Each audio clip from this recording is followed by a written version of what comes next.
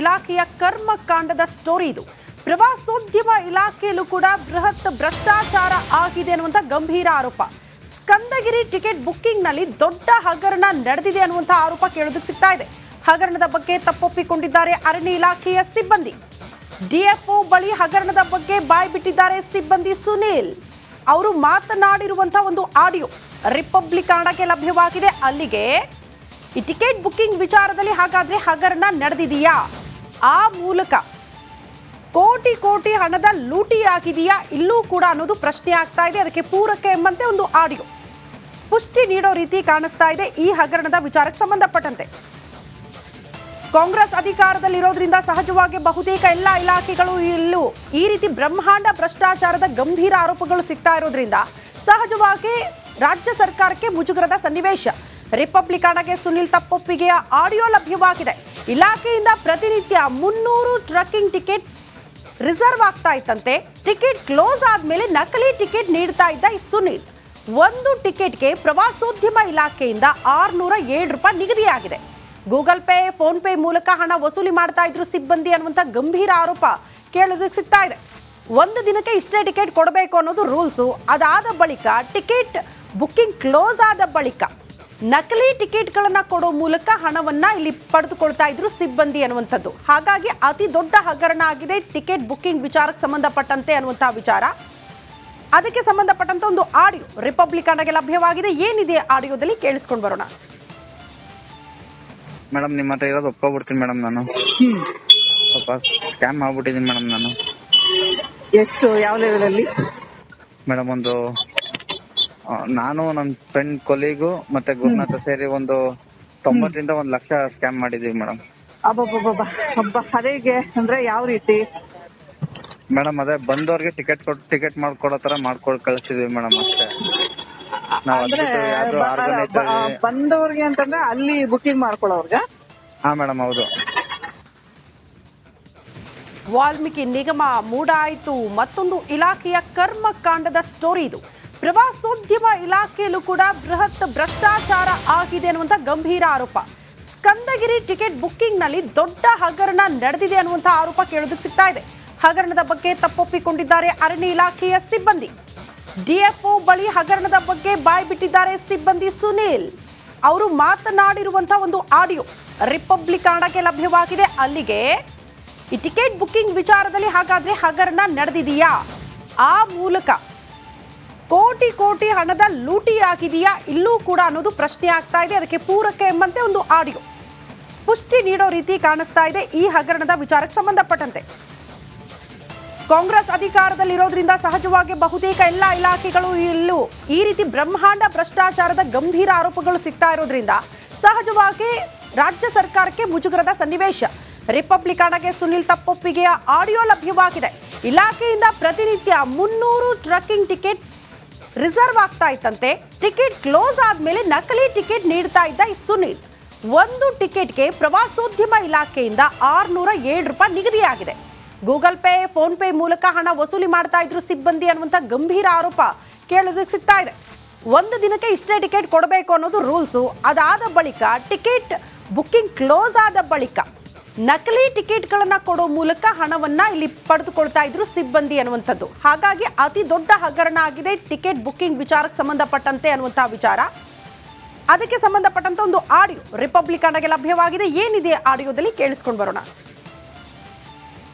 Madam ನಿಮ್ಮ ಹತ್ರ ಇರೋದು ಒಪ್ಕೊಬಿಡ್ತೀನಿ ಮೇಡಮ್. ನಾನು ಸ್ವಲ್ಪ ಸ್ಕ್ಯಾಮ್ ಮಾಡ್ಬಿಟ್ಟಿದ್ದೀನಿ ಮೇಡಮ್. ನಾನು ಎಷ್ಟು ಯಾವ ಲೆವೆಲ್ ಅಲ್ಲಿ ಮೇಡಮ್?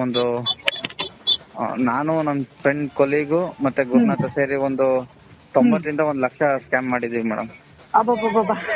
ಅದೇಗೆ ಅಂದ್ರೆ ಯಾವ ರೀತಿ ಮೇಡಮ್? ಅದೇ ಬಂದವ್ರಿಗೆ ಟಿಕೆಟ್ ಮಾಡ್ಕೊಡೋ ತರ ಮಾಡ್ಕೊಂಡು ಕಳಿಸ್ತಿದೀವಿ ಮೇಡಮ್. ಅಷ್ಟೇ. ಅಂದ್ರೆ ಬಂದವ್ರಿಗೆ ಅಂತಂದ್ರೆ ಅಲ್ಲಿ ಬುಕಿಂಗ್ ಮಾಡ್ಕೊಳ್ಳೋರ್ಗ? ಹಾ ಮೇಡಮ್, ಹೌದು. ಸರ್ಕಾರದ ವಿರುದ್ಧ ದೋಸ್ತಿಗಳ ಮೂಡ ಅಸ್ತ್ರ ಪ್ರಯೋಗವಾಗ್ತಾ ಇದೆ. ವಿಧಾನಸೌಧದಲ್ಲಿ ಮೈತ್ರಿ ನಾಯಕರು ಅಹೋರಾತ್ರಿ ಧರಣಿ ಮಾಡಿದ್ದಾರೆ. ರಾತ್ರಿ ಇಡೀ ಬಿಜೆಪಿ ಜೆಡಿಎಸ್ ನಾಯಕರು ಪ್ರತಿಭಟನೆಗೆ ಮುಂದಾದ್ರು. ಇವತ್ತು ಬೆಳಗ್ಗೆಯಿಂದಲೂ ಕೂಡ ಮತ್ತೆ ದೋಸ್ತಿ ನಾಯಕರ ಹೋರಾಟ ಮುಂದುವರಿತಾ ಇದೆ. ಸಿದ್ದರಾಮಯ್ಯ ವಿರುದ್ಧ ಕಮಲ ದಳ ಜಂಟಿ ಪ್ರೊಟೆಸ್ಟ್ಗೆ ಮುಂದಾಗಿದೆ. ಮೂಡಾ ಹಗರಣದ ನಿಷ್ಪಕ್ಷಪಾತ ತನಿಖೆ ಆಗಬೇಕು, ಈ ಪ್ರಕರಣವನ್ನ ಸಿಬಿಐಗೆ ನೀಡಬೇಕು ಅನ್ನುವಂಥ ಪ್ರಮುಖ ಆಗ್ರಹ. ಬಿಜೆಪಿ ನಾಯಕರ ಆಕ್ರೋಶಕ್ಕೆ ಕಾರಣ ಕಲಾಪದಲ್ಲಿ ಈ ಬಗ್ಗೆ ಚರ್ಚೆ ಮಾಡೋದಕ್ಕೆ ಅವಕಾಶನೇ ಸಿಗ್ತಾ ಇಲ್ಲ.